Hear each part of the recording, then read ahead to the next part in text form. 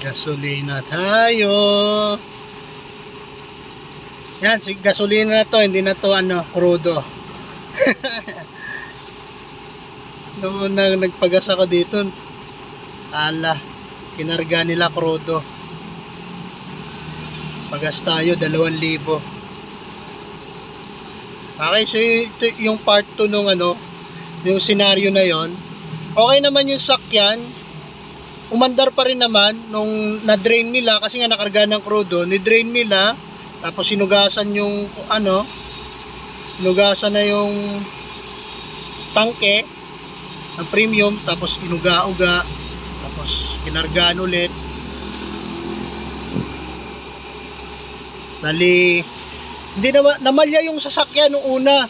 Siguro may natira pang diesel, tapos hindi naman naglaon hanggang sa umokay na rin ulit yung sakyan. Pero namalya yung makina ko nun. Pag dinidiin ko, putol-putol yung takbo. Siguro dahil sa diesel na hindi kayang sunugin doon sa combustion chamber ng makina. Yan.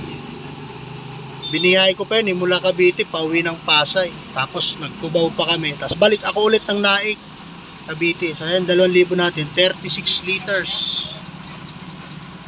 Okay, 36 liters. Ito.